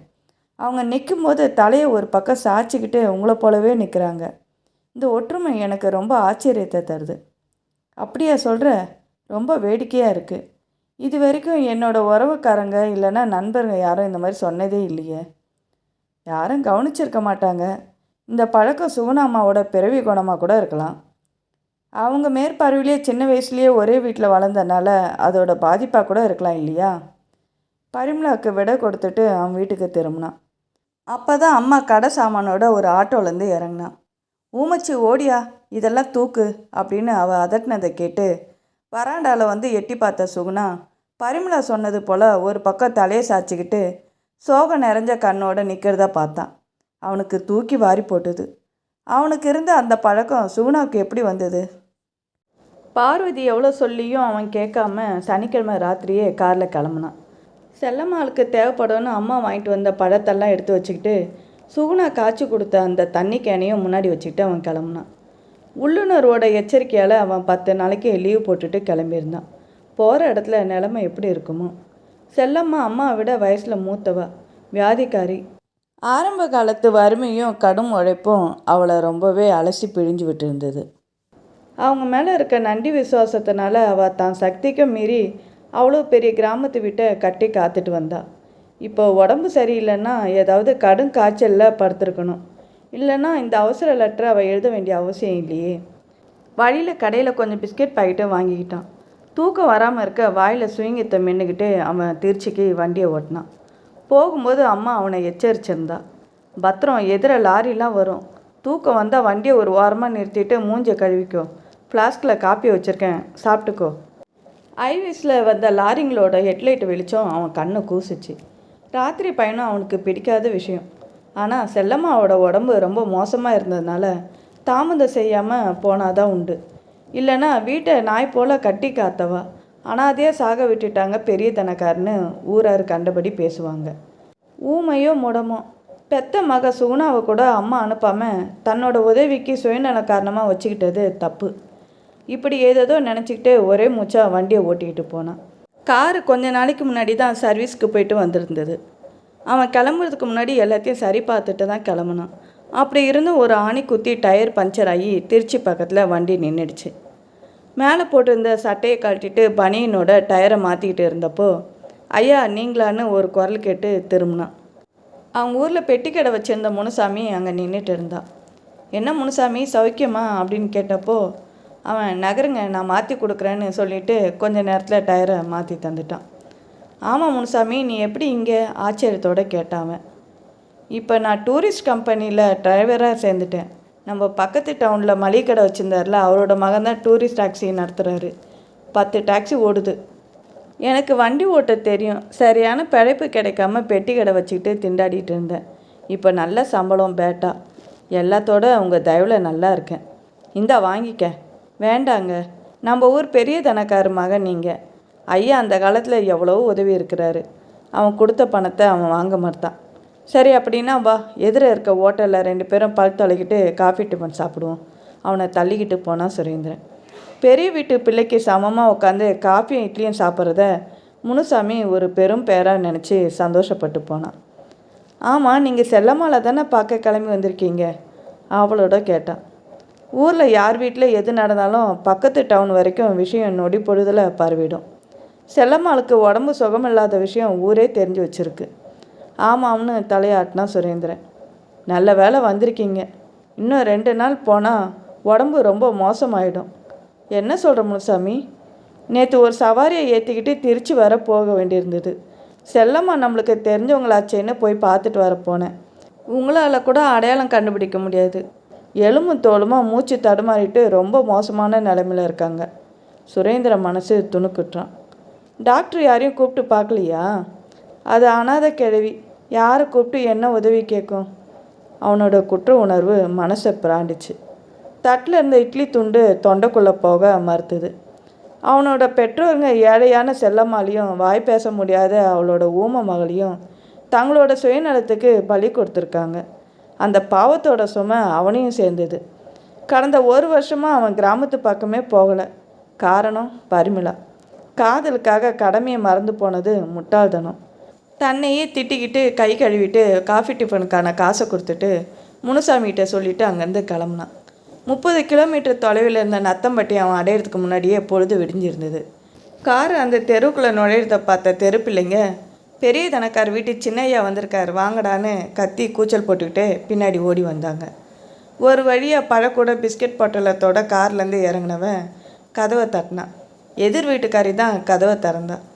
வாங்க சின்னையா, நல்ல சமயத்தில் வந்தீங்க சொல்லிட்டு உள்ளே ஒதுங்கிக்கிட்டா. அது பழங்கால வீடு. உயர தூக்கி வச்சிருந்த ஜன்னல் வழியாக வெளிச்சம் வீட்டை நிறச்சிருந்தது. கூடத்து சோரில் அப்பாவோட படம் மாட்டியிருந்தது. கைத்துக்கட்டில் கடந்த முகம் ஊதி போன செல்லம்மாவோட உருவத்தை பார்த்து அவன் அதிர்ந்து போனான். எப்பவும் அவங்களோட சிமெண்ட் தர பளபளன்னு இருக்கும். முகம் தெரிய மின்ற அளவுக்கு ஊஞ்சல் பலகை படு சுத்தமாக இருக்கும். இப்போ காலடி வச்ச இடம்லாம் நர நரன்னு மண்ணும் தூசியுமா ஒட்டடையமாக இருந்தது. பல நாள் செல்லமாக எழுந்து நடக்க முடியாத நோயாளியாக இருந்தனால வீடே அலங்கோலமாக ஆனதை அவன் புரிஞ்சுக்கிட்டான். அம்மா, உடம்பு எப்படி இருக்குது கேட்டுக்கிட்டே அவன் கொண்டு வந்த பொருளெல்லாம் ஊஞ்சல் பலகை மேலே வச்சுட்டு கட்டிலோட ஓரத்தில் உக்காந்தான். செல்லம்மா கஷ்டப்பட்டு முகத்தை திருப்பி அவனை பார்த்தா. வந்துட்டிங்களா சின்னையா? உசுறு போகிறதுக்குள்ளே உங்களை பார்க்கணுன்னு துடிச்சிக்கிட்டு இருந்தேன், அவள் திணறின குரலாக சொன்னான். கண்ணிலேருந்து தாரையாக வழிஞ்ச கண்ணீர் அவன் மனசை வேதனை செய்ய சட்டுன்னு தான் பாக்கெட்டில் இருந்து கைக்குட்டை எடுத்து அவளோட கண்ணீரை தொடச்சான். கவலைப்படாதீங்கம்மா, இனி உங்களையும் வீட்டையும் நான் கவனிச்சுக்கிறேன், ஆறுதலாக சொன்னான். வந்த சில நிமிஷத்துலேயே அவன் செயல்பட தொடங்கினான்.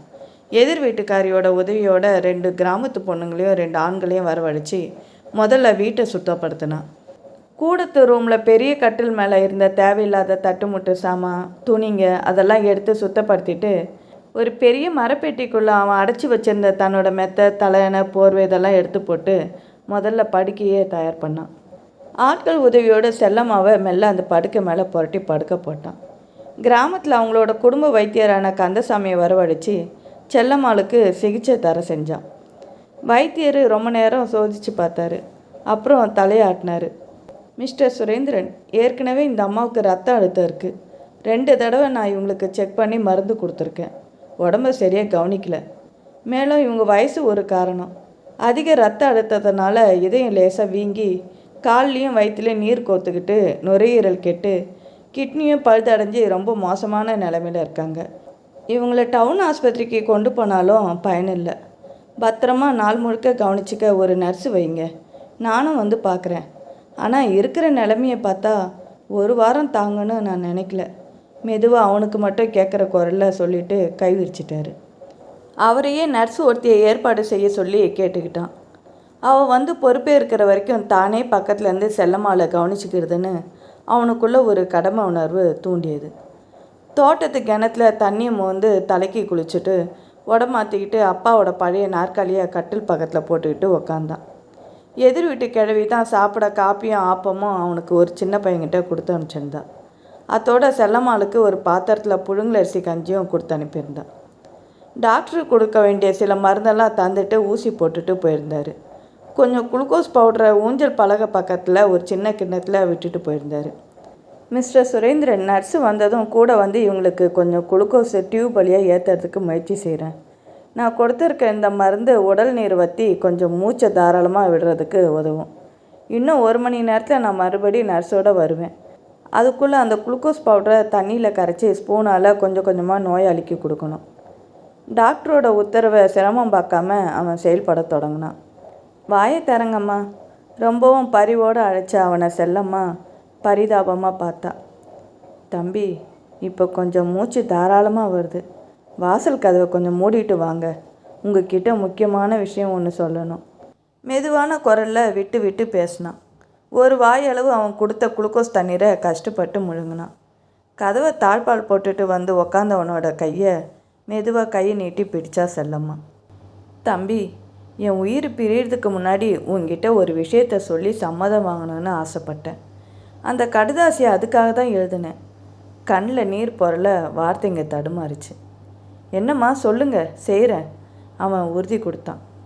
கண்ணில் வழிஞ்ச கண்ணீரை கஷ்டப்பட்டு அடக்கிக்கிட்டு லேசாக சிரிக்க முயற்சி செஞ்சா. உங்கள் மனசு தங்கம், நீங்கள் ஒத்துக்குவீங்கன்னு தெரிஞ்சு தான் துணிவாக கேட்குறேன். எனக்கு பிறகு கடைசி வரைக்கும் என் மக ஊமச்சியை நீங்கள் வச்சு காப்பாற்றணும். அவளை தனியே தவிக்க விட மாட்டேன்னு வாக்கு தந்தீங்கன்னா நான் நிம்மதியாக உயிரை விடுவேன். வார்த்தையோட முடிவில் அழுக வந்தது. அம்மா, எதுக்கு வருத்தப்படுறீங்க? இந்த வேண்டுகோள் தேவையில்லாதது. உங்களை எப்படி கடைசி வரைக்கும் வச்சு கவனிக்க நான் ஓடி வந்திருக்கணும், அதை விட பல மடங்கு கவனத்தோட சுகுணா அம்மாவை நான் கவனிச்சுப்பேன். சத்தியம், எங்கள் அப்பா படத்துக்கு முன்னாடி சொல்கிறேன், என்னை நம்புங்க. ஆவேசமாக பேசினான். நன்றி தம்பி. சீக்கிரம் நீங்கள் கல்யாணம் செஞ்சுக்கிட்டு குழந்தையும் குட்டியுமா நல்லா இருக்கணும்னு வாழ்த்துறேன். நானாவது வாயை வச்சுக்கிட்டு புடச்சிப்பேன். அவள் ஊமச்சி, அதனால் சொல்லும்போதே அவள் கண்ணில் கண்ணீர் வழிஞ்சது. பக்கத்தில் இருந்த சுத்தமான டவலால் அவளோட கண்ணீரை மெதுவாக தொடச்சி விட்டான். நீங்கள் ரொம்ப பேசக்கூடாது, உடம்பு ரொம்ப மோசமாக இருக்குது. இந்த கவலையெல்லாம் விட்டுடுங்க. ஒரே ஒரு கேள்வி மட்டும் கேட்குறேன், அதுக்கு நீங்கள் உண்மையான பதிலை சொல்லணும். பரிதாபமாக அவனை பார்த்தா. கேளு, சொல்கிறேன். கடைசி நேரத்தில் பொய்யா சொல்ல போகிறேன்னு அவளோட பார்வை சொன்னது. உங்கள் மக கையில் பட்டையாக சூடு போட்டிருக்கீங்களே, என்ன கொடுமை அம்மா.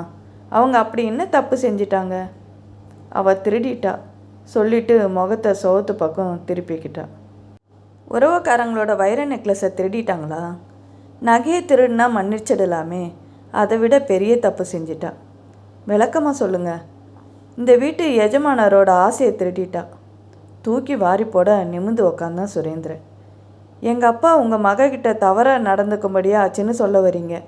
அவனோட நெஞ்சு படபடன்னு அடிச்சுக்கிட்டது. பரிமளா சொன்ன அந்த வார்த்தைங்க நினைவுக்கு வர உடம்பு சில்லிட்டு போச்சு அவனுக்கு. வெறும் கதை இல்லை, முழு உண்மை. பார்வதி அம்மா கொஞ்ச நாள் நோயால் ஆஸ்பத்திரியில் தங்கியிருந்தாங்க. நானும் என் ஊமை மகளும் வீட்டோடு வேலை பார்த்துக்கிட்டு இருந்தோம். ஊமையால் வெளிவாசலுக்கெல்லாம் போயிட்டு வர முடியாதுன்னுட்டு தினமும் அம்மாவுக்கு நான் தான் பத்திய சாப்பாடை தூக்கிட்டு பஸ்ஸில் ஏறி டவுனுக்கு போயிட்டு வர்றது வழக்கம். முகத்தில் வழிஞ்ச வேர்வையை தொடச்சிக்கிட்டான் சுரேந்திரன். என்ன நடந்ததோ, எப்படி நடந்ததோ, சின்ன வயசில் பேச முடியாட்டியும் என் மக ரொம்ப அழகாக கொல்லையிலேருந்து பிடுங்கி எடுத்த கீரை தண்டு போல் தளன்னு இருப்பாள். வற்புறுத்தலோ பலவந்தமோ எப்படி நடந்ததோ 3 மாதத்துக்கு அப்புறம் தான் எனக்கே தெரிஞ்சுது. கீழ் உதட்டை கடிச்சிக்கிட்டு அப்பாவோட போட்டோவை கோபத்தோடு பார்த்தான் அவன். வாந்தி எடுத்துக்கிட்டு இருந்தவளை வைத்தியர்கிட்ட கூட்டிகிட்டு போனேன். நம்ம கந்தசாமி ஐயாவுக்கு தெரியும். 3 மாதம் கர்ப்பம்னு சொன்னார். அடித்தேன், உதைச்சேன். பேன்னு குரல் கொடுத்துக்கிட்டு அழுதா. எனக்கு கோபம் தாங்கலை. இரும்பு கரண்டி அடுப்பில் போட்டு பழுக்க காய்ச்சி கைமட சூடு போட்டுட்டேன். அலறிட்டு ஓடி போய் உங்கள் அப்பாவோட அங்கவஸ்திரத்தை எடுத்துகிட்டு வந்து அடையாளம் காட்டி அழுதா. கண்ணில் புரண்ட கண்ணீரை சமாளித்தான் சுரேந்திரன். அவனுக்கு புரிஞ்சிடுச்சு. ஆனாலும் கொஞ்சம் சந்தேகம். அந்த குழந்தையோட கதி என்னாச்சுமா, அதையும் சொல்லிடுங்க. தடுமாற்றத்தோட தன்னோட கையை நீட்டி அவனோட கையை மெதுவாக பிடிச்சிக்கிட்டா செல்லம்மா. கண்ணில் நீர் வழியை திக்குனான். சொல்லிடுறேன், இனி மறைக்கிறதுல லாபம் இல்லை. அவள் சுமந்த குழந்தைய தன்னோடையதாக எடுத்துக்கிட்டாங்க பார்வதி அம்மா. ஏன்னா அவங்க அதே நேரம் கர்ப்பிணியாக இருந்தாங்க. அந்த கர்ப்பத்தில் பிறந்த பெண் குழந்தை செத்து பிறந்தது. தன்னோட கணவர் செஞ்ச மோசடி தெரிஞ்சதும் நீ பிறந்த உடனே உன்னை தன்னோடையதாக்கிட்டு உன்னோட தாயை வீட்டு வேலைக்கு உதவ வீட்டோடு வச்சுக்கிட்டாங்க. நான் ஏழை. மகளோட அவமானத்தை நான் எப்படி வெளியே சொல்வேன்? வாயை மூடிக்கிட்டேன். சுகுணா ஊமை.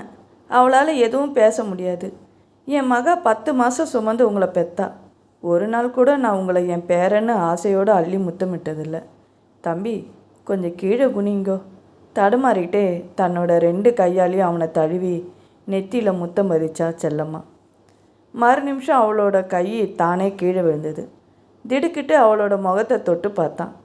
மூக்கில் கை வச்சு பார்த்தான்.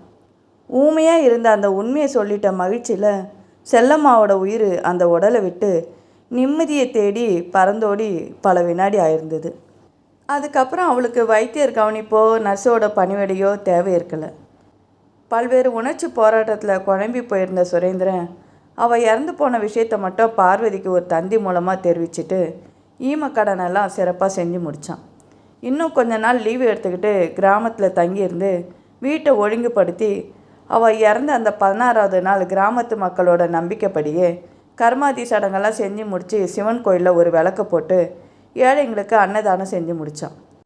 2 வாரத்துக்கு மேலே கிராமத்தில் தங்கி இருந்துட்டு ஊர் வந்த மகனோட முகம் பேய் அரைஞ்சது போல் இருந்ததை பார்த்து பார்வதி பயந்து போனான். சுகுணா அம்மா எங்கே? வந்ததும் வராதுமா அவன் கேட்டது அவளுக்கு எரிச்சலாகவும் திகிலாகவும் இருந்தது. சாகும்போது அந்த படுபாவி ஏதாவது உளறி தொலைச்சிட்டாளா? பின்னால் இருக்க ரூமில் காய்ச்சலோடு படுத்திருக்கா. டாக்டர் வந்து பார்த்தாங்களா?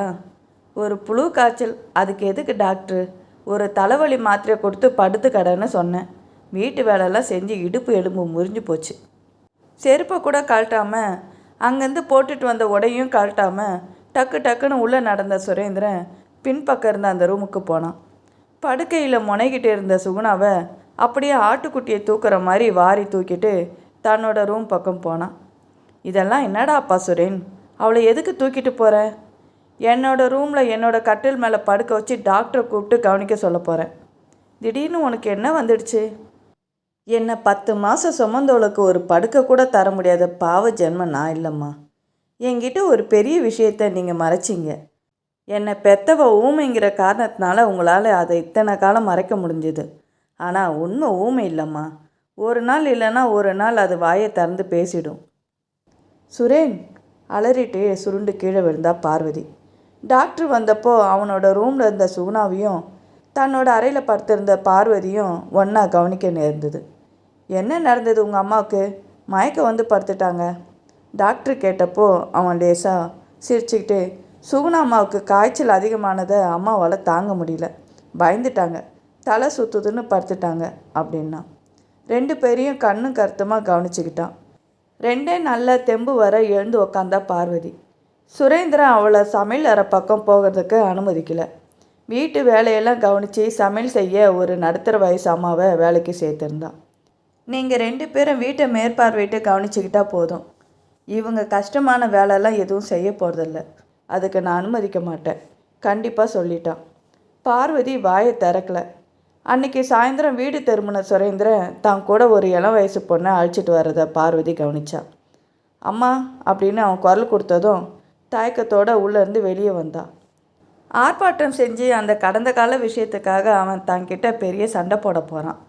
ஒருவேளை தன்னை வீட்டிலேருந்து கிராமத்துக்கு அனுப்புனாலும் அனுப்பக்கூடும். இந்த பயத்தில் ரொம்பவே ஆடி போயிருந்தா பார்வதி. மகன் முன்னாடி துணிச்சலோடு வர்றதுக்கு கூட அவளுக்கு ரொம்ப பயமாக இருந்தது. எங்கள் அம்மாவையும் கூப்பிடுங்க, 2 பேரும் நில்லுங்க அப்படின்னா. சமையல் ரூம்லேருந்து எட்டி பார்த்த சுகுணாவை ஜாடை காட்டி முன்னறைக்கு வர சொன்னா பார்வதி. பரிமளா, நீ ரொம்ப புத்திசாலி. உன்னால் என் உண்மை வரலாற்றையே கண்டுபிடிக்க முடிஞ்சது. நீ சொன்னது 100க்கு 100 உண்மை. இவங்க என்னை பெத்தெடுத்த தாய், ஊமையாக இருக்காங்க. இவங்க என்னை வளர்த்த தாய். நல்லா யோசித்து முடிவெடு. உலகத்தோட பார்வையில் நான் பார்வதி அம்மா பிள்ளை. உண்மையிலேயே சமுதாய வெளிக்கு அப்பால் பிறந்த ஒரு ஊமை பெண்ணோட குழந்தை. உனக்கு விருப்பம் இருந்தால், என்னை கட்டிக்க துணிச்சல் இருந்தால், இவங்க 2 பேர் காலையும் விழுந்து ஆசி வாங்கிக்கோ. பாதி சிரிப்பும் பாதி உண்மையுமா சொன்னான். 10 மாமியாருங்களை என்னால் சமாளிக்க முடியும். அதோடு இந்த பொல்லாத பிள்ளையும் சமாளிக்க முடியும். எல்லா விவரத்தையும் சொல்லி தானே என்னை அழைச்சிட்டு வந்தீங்க. எனக்கு நீங்கள் முக்கியம், உங்கள் பின்னணி முக்கியம் இல்லை. Suren, I love you. அத்தைகளே நமஸ்கரிக்கிறேன். கீழே விழுந்து அவள் கும்பிட்டா. பார்வதி அவளை தூக்கி நிறுத்தி தன்னோட மார்போடு அணைச்சிக்கிட்டா. என்னை மன்னிச்ச உங்கள் 2 பேருக்கும் ரொம்ப நன்றி சொல்லிட்டு சுகுணா அப்படின்னு அவளை கட்டிக்கிட்டு அழுதா. தம்பி சுரேன், நீ சொன்னது சரிதான். உண்மை ஊமை இல்லை, நாம தான் சில சமயம் ஊமையாரோம். கண்ணை தொடச்சிக்கிட்டா. ஜாடையில் பார்வதி ஏதோ சொல்ல சுகுணா சந்தோஷத்தோட எல்லாருக்கும் சாப்பிட்றதுக்கு தின்பண்டத்தெல்லாம் கொண்டு வந்து டேபிள் மேலே நிரப்ப 4 பேரும் சேர்ந்து சாப்பிட்டுக்கிட்டு சிரித்தப்போ வீட்டில் கல்யாண கலை கட்டி விட்டது. கதை இத்துடன் நிறைவடைந்தது. இந்த கதையை போட சொல்லி கமெண்ட்டில் ஒரு சகோதரி கேட்டிருந்தாங்க. எனக்குமே இது ரொம்ப பிடிச்ச கதை. உங்களுக்கும் பிடிக்கும்னு நம்புகிறேன். உங்களோட மேலான கருத்துக்களை கமெண்ட்டில் தெரிவிங்க. அடுத்து ஒரு சுவாரஸ்யமான கதையுடன் சந்திப்போம். நன்றி.